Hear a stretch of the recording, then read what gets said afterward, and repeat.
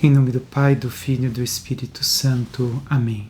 O anjo do Senhor anunciou Maria e ela concebeu do Espírito Santo. Ave Maria, cheia de graça, o Senhor é convosco. Bendita sois vós entre as mulheres e bendito é o fruto do vosso ventre, Jesus. Santa Maria, Mãe de Deus, rogai por nós, pecadores, agora e na hora de nossa morte. Amém. Eis aqui a serva do Senhor, faça-se em mim segundo a vossa palavra. Ave Maria, cheia de graça, o Senhor é convosco. Bendita sois vós entre as mulheres, e bendito é o fruto do vosso ventre, Jesus. Santa Maria, Mãe de Deus, rogai por nós, pecadores, agora e na hora de nossa morte. Amém. E o Verbo divino se fez carne e habitou entre nós. Ave Maria, cheia de graça, o Senhor é convosco. Bendita sois vós entre as mulheres, bendito é o fruto do vosso ventre, Jesus. Santa Maria, Mãe de Deus, rogai por nós, pecadores, agora e na hora de nossa morte. Amém. Rogai por nós, Santa Mãe de Deus, para que sejamos dignos das promessas de Cristo. Oremos, infundi, Senhor, em nossas almas a vossa graça, como vos pedimos, para que nós, que pela anunciação do anjo viemos a saber o mistério de vossa encarnação, paixão e morte de cruz, cheguemos um dia à glória eterna dos céus, pelo mesmo Cristo, Senhor nosso. Amém. Caríssimo irmão e irmã, hoje nos encontramos para meditarmos o 32º domingo do tempo comum, onde podemos observar que aproximamos cada vez mais ao final do nosso ano litúrgico. Em 2 semanas celebraremos a festa de nosso Senhor Jesus Cristo, Rei do Universo, e com isso se fecha um ciclo de nossa vida. E devemos de nos questionar, ainda mais nessas semanas, com aquilo que nos será apresentado pela liturgia, como está o avanço da nossa vida espiritual com Deus. Hoje, a primeira leitura é tirada de 1 Reis 17, 10 a 16. Mas para entendermos o que se nos apresenta, que é Elias e a viúva de Sarepta, entremos brevemente naquilo que previamente aconteceu. Recordemos, Elias se apresentou como profeta diante do rei Acabe e de Jezabel. Vendo que o povo do reino do norte havia fechado o seu coração a Deus, disse que o céu se fecharia por 3 anos, não choveria na região do reino do norte. E assim vai acontecer. Devemos de recordar, o reino de Israel está dividido, o reino do sul com a capital Jerusalém e o templo, onde se tem a oferta do Senhor. E o reino do norte, com tantos templos construídos, porque aqueles que governavam o reino do norte, generais contra generais, um matando o outro, um tomando o trono do outro, não queriam que o povo de Israel, do reino do norte, fosse ao reino do sul. Ali era chamado de Israel, mas também de Efraim. E, diante de tudo isso que está acontecendo, diante daquilo que fez Elias se retirou e foi para o deserto. Ali tinha uma fonte de onde bebia água, e os corvos lhe alimentavam ao longo de um período. Porém, como a chuva não caía mais, como bem sabemos, secou a fonte. E isso nos diz as Escrituras, depois podemos pegar e ler melhor o que o texto nos apresenta. Mas, além disso, o que aconteceu? Aconteceu que ele passou a viver essa desventura da fome e da sede. E aqui, brevemente, o texto nos mostra que até mesmo os servos de Deus passam por desventura nas suas vidas. Nenhum de nós está livre, e é falso quando alguém nos apresenta que, sendo servos de Deus, estando com Deus, nada de ruim vai acontecer conosco. Grande engano! Uma religião que nos prometa tudo isso é enganosa. Isso não é o cristianismo que nós dizemos crer e viver. Nós vemos que o profeta e todos aqueles que serviram ao Senhor viveram as desventuras humanas, mesmo servindo ao Senhor Deus de todo o coração e com toda a sua generosidade. Não deixaram de participar do sofrimento humano. E assim devemos de recordar que também nós, servindo ao Senhor, também a nós caberá, nos tocará o sofrimento, tantos momentos de nossa vida. E por causa desse momento de passar fome e sede, o Senhor envia então Elias a Sarepta. Sarepta já é a Transjordânia. Seria hoje o sul do Líbano, e ali está Próximo, 15 quilômetros, a cidade de Jezabel, a rainha que quer matar Elias.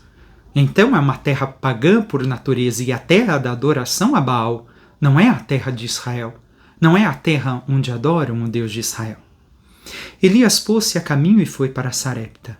Ao chegar à porta da cidade, viu uma viúva apanhando lenha. Ele chamou-a e disse: por favor, traze-me um pouco de água numa vasilha para eu beber. Elias tinha sede. Não tinha bebido água já há algum tempo. Quando ela ia buscar água, Elias gritou-lhe: por favor, traze-me também um pedaço de pão em tua mão. Ela respondeu: pela vida do Senhor teu Deus, não tenho pão. Só tenho um punhado de farinha numa vasilha e um pouco de azeite na jarra. Eu estava apanhando 2 pedaços de lenha a fim de preparar este resto para mim e meu filho, para comermos e depois esperarmos a morte. Vemos aqui que a mulher reconhece quem é Elias, por causa, provavelmente, da sua forma de falar. Percebeu que era um israelita e com isso diz: por amor do Senhor teu Deus. Ela sabe que foi provavelmente ele, enquanto profeta, aquele que mandou que o céu se fechasse. E aqui vemos que mesmo a terra pagã sofreu aquilo que Elias havia dito que deveria de acontecer. Todo este desafio que Elias passou vai culminar na competição no Monte Carmelo com os adoradores de Baal. Aqui, Elias então, tendo visto o poder de Deus que causou a seca, o mesmo poder de Deus protege os que Deus favorece com alimento miraculoso. Esse poder de Deus que causou esta seca, miraculosamente, vai proteger aqueles que confiam na sua palavra. Esta seca causada foi também por causa que antes o coração do povo se secou, fechou para o Senhor Deus. E ela, reconhecendo este israelita, disse que esperava a morte, pois já não tinha mais nada que comer. Elias replicou-lhe: não te preocupes. Vai e faze como disseste, mas primeiro prepara-me com isso um pãozinho e traze-o. Depois farás o mesmo para ti e teu filho. Porque assim fala o Senhor Deus de Israel: a vasilha de farinha não acabará e a jarra de azeite não diminuirá, até o dia em que o Senhor enviar a chuva sobre a face da terra. A mulher foi e fez como Elias tinha dito. E comeram ele e ela e sua casa durante muito tempo. A farinha da vasilha não acabou, nem diminuiu o óleo da jarra, conforme o que o Senhor havia dito por intermédio de Elias. Vemos aqui justamente esta confiança na palavra de Deus. Elias confia, vive a palavra de Deus e anuncia esta palavra. E aqui acontece com esta mulher e com Elias a vivência, a experiência do êxodo. Justamente como no êxodo somente se podia pegar um punhado do maná para se alimentar por dia, aqui Deus não vai multiplicar grandemente aquilo que esta viúva tem, mas vai manter a sua vasilha sem se esvaziar, com aquele punhado que ainda tinha, com aquele punhado de óleo também que tinha, até que chegue o momento da chuva voltar e voltarem as plantações. O profeta Elias fala uma palavra divina com poder e a obediência a esta mesma palavra ganha o favor do Senhor. Elias só leva consigo o fogo da palavra e da fé. Não leva nem pão nem água. Esta palavra que ele anuncia, obedecida, causa bênçãos e graças na vida desta mulher, como também na sua própria vida. Assim, já nos questionamos. Também nós confiamos e vivemos na palavra do Senhor? Também nós temos escutado a palavra do Senhor e confiado plenamente aquilo que Ele pede que nós façamos e vivamos? Temos entrado em intimidade com o Senhor, com a sua palavra, através da vida de oração e dos sacramentos? Sem isso, não reconhecemos a palavra do Senhor e não conseguimos viver? E aqui já estamos entrando em sintonia com a segunda parte do Evangelho de hoje. Devemos de ver que Deus é generoso e Deus dá a quem quer e não quem se acha no direito de receber. Não é quem achou que estava no direito de receber aquilo que merecia, porque a nenhuma outra viúva foi concedida esta graça, a não ser esta mulher, a quem Deus quis conceder porque lhe escutou através do seu profeta. E nós nos achamos no direito de receber aquilo que achamos que é nosso das mãos de Deus, ao invés de sermos gratos e de reconhecermos a generosidade de Deus para conosco. O pobre de Deus é como argila na mão do artesão. Ele se deixa moldar, ele se deixa transformar. Nós temos assim nos deixado moldar pela palavra do Senhor, transformar por essa palavra. Nós devemos de nos questionar que em nossos tempos, muitas vezes, queremos estabilidade, seguranças, garantias, para assim buscarmos a Deus e fazermos a sua palavra valer, fazermos a sua palavra cumprir. Mas devemos de fazer como esta viúva, que nos recorda Bartimeu em 2 evangelhos atrás, 2 semanas atrás, que jogou o seu manto com as poucas moedas que tinha, entregou tudo ao Senhor, e como a viúva do evangelho de hoje. Também nós temos dado tudo, sem reservar nada para nós, para que Deus realize em nós sua vontade, para que se cumpra a sua graça em nossas vidas. Passemos brevemente pelo Salmo, que também retrata a experiência do Êxodo, em especial na sua primeira parte. O Salmo nos diz no seu refrão: bendize minha alma, bendize ao Senhor. O Senhor é fiel para sempre, faz justiça aos que são oprimidos, Ele dá alimento aos famintos, é o Senhor quem liberta os cativos. O Senhor abre os olhos aos cegos, o Senhor faz erguer-se o caído, o Senhor ama aquele que é justo. É o Senhor quem protege o estrangeiro, quem ampara a viúva e o órfão, mas confunde o caminho dos maus. E encerra louvando o Senhor. No seu reinado, o Senhor reinará para sempre. Ó Sião, o teu Deus reinará. A primeira parte nos mostra esta experiência de que o Senhor Deus nos concede tudo o que necessitamos, como no êxodo do povo de Israel, recordando que também nós estamos no nosso êxodo, no nosso caminho rumo à eternidade, rumo à pátria definitiva, que não é essa, mas sim a glória dos céus. E só é feliz, nos mostra o Salmo, quem confia no Senhor Criador de tudo e que socorre todos os necessitados. Nós temos esta confiança no Senhor, mais uma vez, como a viúva que nos foi apresentada com Elias e que também nos será apresentada no Evangelho.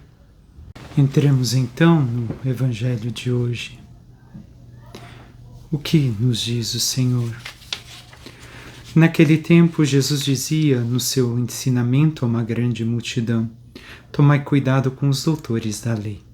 Eles gostam de andar com roupas vistosas, de ser cumprimentados nas praças públicas, gostam das primeiras cadeiras nas sinagogas e dos melhores lugares nos banquetes. Eles devoram as casas das viúvas, fingindo fazer longas orações. Por isso eles receberão a pior condenação. O que devemos de ter em mente aqui, em alguns pontos, é que o Senhor não condena uma classe de pessoas como os escribas, os doutores da lei. Eles eram na época como os nossos notários no dia de hoje e também estudavam a lei. O problema é que, fingindo querer o bem dos outros, queriam somente aumentar o seu poder. E Jesus fala para guardar-nos da vanglória, desta vaidade que eles têm, mas não somente isso. Devemos de compreender na meditação. Eles querem esse reconhecimento, fazem tudo com a intenção não de ser bons, mas de parecerem bons, de aumentarem o seu reconhecimento, o seu poder. Também nós fazemos isso em nossa vida, não importa em qual área. Também nós queremos ser reconhecidos, amados, ostentar alguma coisa que não somos, e fazemos as coisas não com uma intenção verdadeiramente enraizada no bem, mas somente por mero interesse? Devemos de entender que Jesus, em um outro texto do Evangelho, disse a um escriba: muito bem, não estás longe do reino dos céus. Por isso, os escribas não são todos condenáveis. Não são todos aqueles condenáveis. Lógico, como todos os lugares, nós temos um bloco que muitas vezes, grande parte daquele bloco, são maus. Agem de forma má, iníqua. Mas não quer dizer que todos são assim. Sabemos em todas as instâncias da nossa vida e da nossa sociedade que é bem assim que acontece.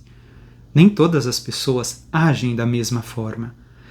E o Senhor não está a condenar em bloco. Isso que ele faz hoje não é uma contradição se disse que um escriba ia para o céu e aquilo que ele está fazendo hoje é uma contradição? Não. Não existe nenhuma categoria condenada em bloco. Mas em cada categoria existem o bem, o bom e o mal. E é isso que devemos de compreender. Existem as pessoas boas e as pessoas más. Não é necessário generalizar nem o bem nem o mal. Deus não julga categoria de pessoas, mas julga cada pessoa. É isso que Jesus está fazendo aqui. A maior parte dos mestres da lei de seu tempo, dos escribas do seu templo, eram assim. Agiam desta forma. E era isso que Jesus tinha diante de seus olhos, mas não condenava todos. Porque alguns agiam bem, faziam o bem e tinham um pensamento bom. Não eram maus. Jesus está condenando em primeiro lugar a vaidade. O querer o reconhecimento, como falamos ainda há pouco. Querer ser reconhecido, aplaudido, amado, mas também Jesus, o que mais vai condenar adiante é justamente desfrutar e derrubar os débeis. Porque e depois rezar muito para ser visto e reconhecido como uma pessoa piedosa. Agem de forma interesseira, como encerrou este trecho que acabei de ler, para que meditássemos. Fingindo fazer longas orações, devoram a casa das viúvas. Então, o que fazem? Se aproveitam dos débeis. E assim, deixam os débeis sem aquilo que lhe é necessário para a sua sobrevivência. E são interesseiros, querem se aproveitar e rezam para fingir ser uma coisa. Mais uma vez, fingir ser piedosos, como disse ainda há pouco. Rezam, porém traem a caridade. Traindo a caridade, não rezam bem. Jesus pede que uma coisa ande com a outra. Quanto mais rezamos, mais amor devemos ter. Caridade quer dizer amor. Quanto mais rezamos, mais amor devemos ter a Deus e aos irmãos. E não pode ser contraditório como estão sendo os escribas aqui apresentados. E nós? Temos nos aproveitado das pessoas débeis e frágeis para tirarmos algo dela? Mais uma vez, caríssimos, o algo aqui pode ser de inúmeras formas. Tirarmos aquilo que lhe pertence, materialmente, mas não somente. Aquilo que lhe é devido, o reconhecimento que é da pessoa, aquilo que a pessoa deve de ter para seu sustento espiritual também, não somente o material. Somos nós assim? Também nós agimos de forma interesseira, tirando aquilo que pertence aos frágeis, aos débeis. E depois rezamos e fingimos ser piedosos. Mas não mudamos uma palha na nossa vida, não mudamos a nossa maneira de ser, não buscamos a nossa santidade e não amamos mais. Se somos assim, estamos justamente sendo como os mestres da lei aqui apresentados e devemos de nos questionar. Jesus está falando que não devemos de nos inspirar em pessoas assim. E aqui os mestres da lei podem ser até mesmo as pessoas humanas nesta terra que muitas vezes admiramos e que não seguem este exemplo daquilo que Jesus ensina e pede. Temos nós agido desta forma?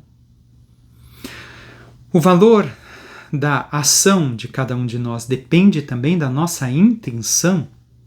Temos a intenção de fazer o bem ou agimos por pura vaidade? E mais uma vez, quem reza mais deve de amar mais. Ao sair de uma missa onde tive o meu momento de encontro com Deus, devo de sair querendo amar ainda mais a Deus e aos irmãos. Devemos também de ver que querem entrar como muitas vezes estas coisas em nossa vida. Se nós não mediarmos, não olharmos, não tomarmos este certo cuidado conosco mesmos, querem entrar como sedutores e não como amante. E qual é a diferença de uma coisa para outra? O sedutor não se envolve com a sua vida, se torna patrão de sua vida e manipulador. Já quem ama, quem é o amante, dá tudo de si, doa totalmente, como fez a viúva na primeira leitura. Nós temos deixado entrar o que em nós? A sedução ou o amor verdadeiro? Temos doado tudo de nós? Ou temos vivido de forma superficial? E segue o Evangelho. Jesus estava sentado no templo diante do cofre das esmolas e observava como a multidão depositava suas moedas no cofre. Muitos ricos depositavam grandes quantias.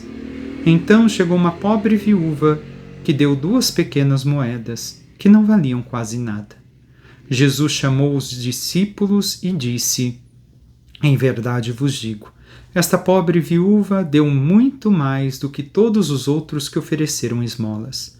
Todos deram do que tinham de sobra, enquanto ela, na sua pobreza, ofereceu tudo aquilo que possuía para viver. E assim nos encontramos em conexão com a primeira leitura. Vemos esta viúva. Jesus está no pátio das mulheres. Devemos de compreender aonde ele está olhando. Haviam 13 lugares de recolhimento do dinheiro no templo, e desses 13, normalmente 12 eram específicos para uma causa. Então, uma pessoa recebia o dinheiro, dizia para o que era e colocava no cofre.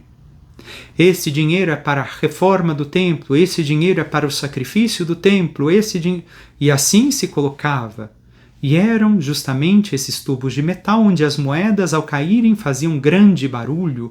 Era como a trombeta que Jesus fala de não tocar a trombeta diante de nós. Assim agia todos aqueles que tinham de supérfluo. Porém havia um lugar onde se colocava para qualquer intenção. E quem recebeu as moedas dessa viúva com certeza deve de ter rido de sua cara. Mas devemos de compreender que a viúva não era obrigada a dar nada. Ela, por sua condição de viúva, não tinha que oferecer nada no templo. Provavelmente isso que ela fez foi um gesto de gratidão a Deus por tudo aquilo que ele realizou na vida dela. E ela continuava a oferecer e deu tudo o que tinha para a sua sobrevivência.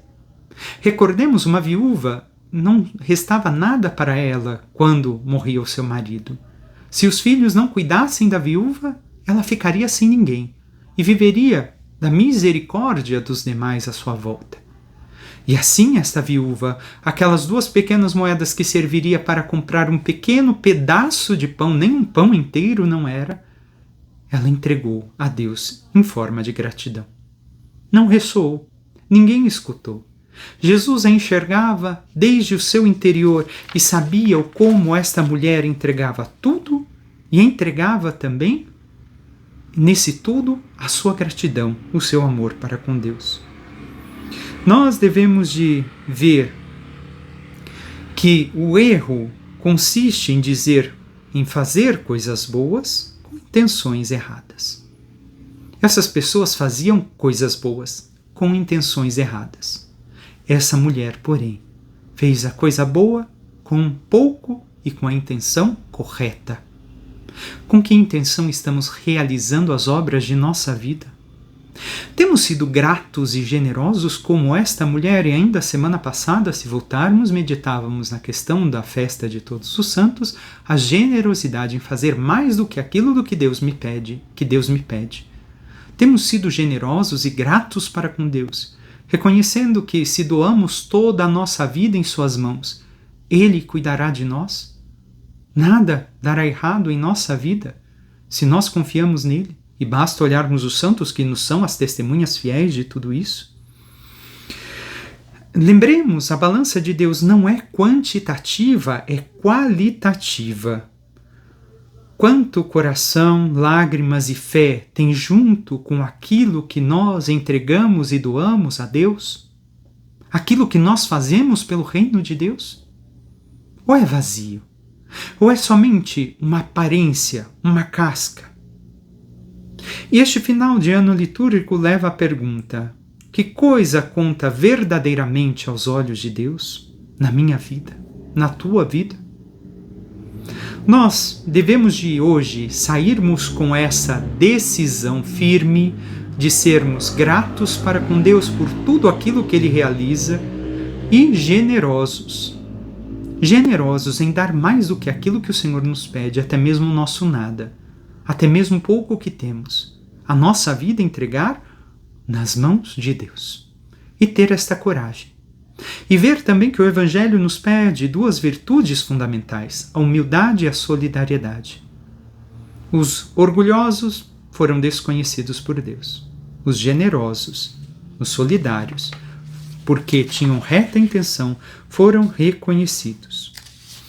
E devemos de ver também que ela fez um sacrifício real de sua vida para sustentar o Templo de Jerusalém. Foi um sacrifício verdadeiro, pois entregou tudo o que tinha. E aqui, para encerrarmos com um exemplo, Madre Santa Teresa de Calcutá. Um dia estava em Calcutá e chegou um homem que era um mendigo de rua para lhe entregar 29 rúbias, que hoje vale menos que 0,01 centavo de euro. Menos que isso. E entregou com muito carinho em suas mãos e disse: Madre, eu quero entregar aquilo que recolhi nesse dia embaixo do sol, pedindo aos outros, para ajudar aos seus necessitados e aos seus pobres. Madre Teresa disse que pensou consigo: mas como eu posso tirar o sustento de alguém que precisa dessas poucas moedas para viver e para se alimentar no dia de hoje? Se eu aceito essas moedas, essa pessoa vai passar fome. Se eu nego, eu vou entristecer uma pessoa.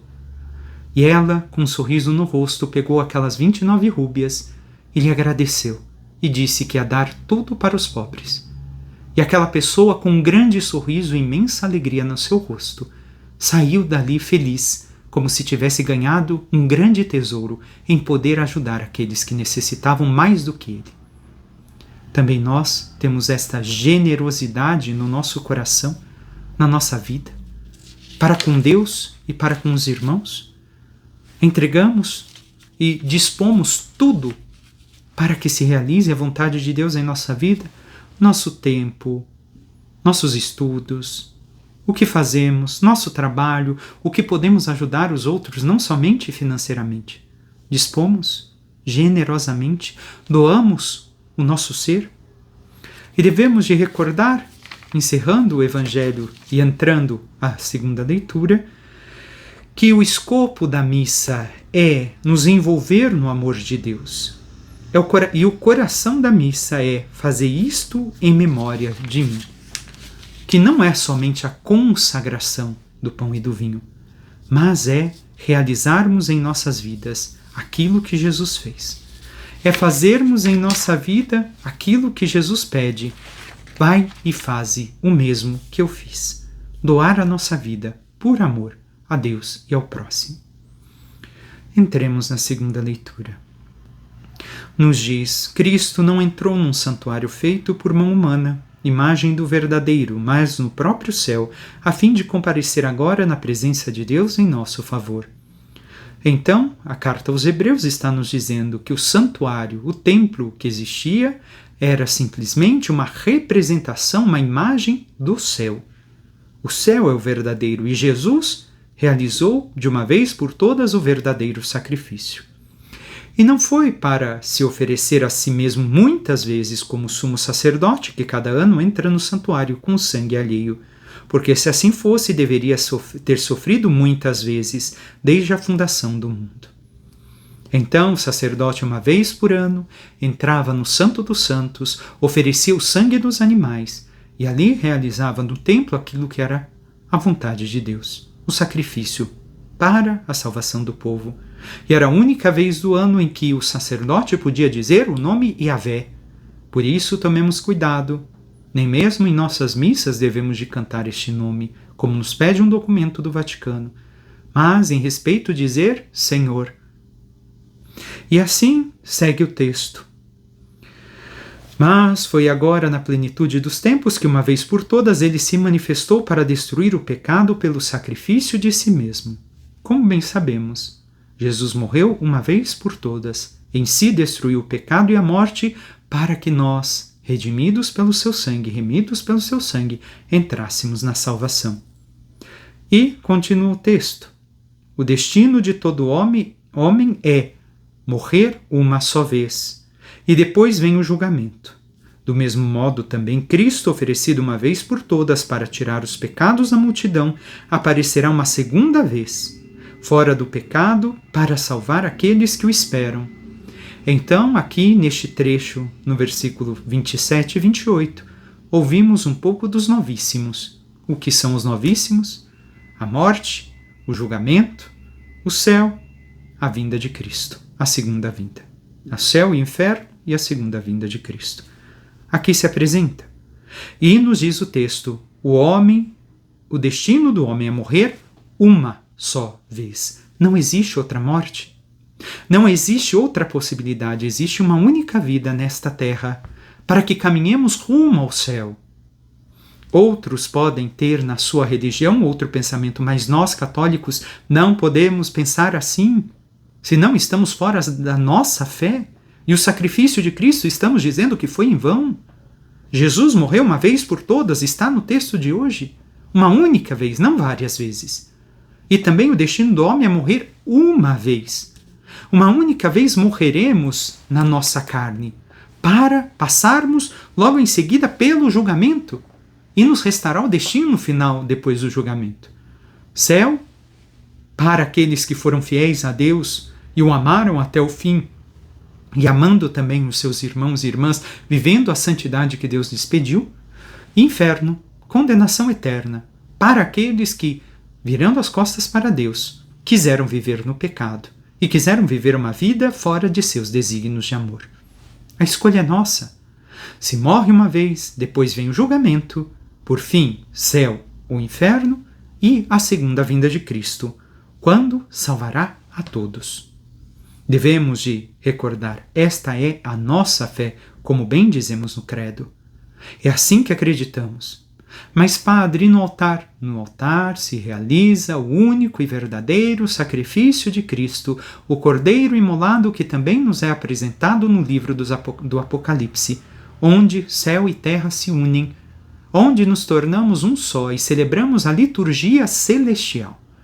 E por isso, por mais que tenha 5 pessoas ou 500 pessoas numa missa, sempre celebro da mesma forma, com a mesma dignidade. Por quê? Porque a liturgia é para Cristo, não é para apresentar aos demais, mas sim para Cristo, para o seu louvor, para a sua glória, e para que participemos assim do seu amor. E aqui encerro, caríssimos irmãos e irmãs, a nossa meditação de hoje, que possamos nos questionar como estamos vivendo, o que temos dado ao Senhor Deus, se temos sido gratos e generosos com Ele, se temos vivido e confiado na Sua palavra, ou se temos abandonado a escuta da Sua palavra e vivido tantas outras coisas que não aquilo que Ele quer, e de aparências, e não de uma verdadeira vida de oração que transforma a nossa forma de ser. Peçamos à Santíssima Virgem Maria, nossa Mãe, que interceda por cada um de nós e nos ajude a buscarmos cada vez mais escutar o Espírito de Deus, o Espírito Santo a falar em nós, e escutando a voz do Espírito sejamos dóceis, gratos, generosos e façamos além do que aquilo que o Senhor nos pede, para que, realizando cada vez mais as obras do seu amor e sendo verdadeiramente fiéis à sua santidade, possamos alcançar um dia a glória dos céus. Por intercessão da Virgem Maria, dos anjos e santos de Deus, que Deus vos abençoe em nome do Pai, do Filho e do Espírito Santo. Amém. Louvado seja o nosso Senhor Jesus Cristo, para que sempre seja louvado. Uma excelente e abençoada semana a todos e até domingo, se Deus quiser.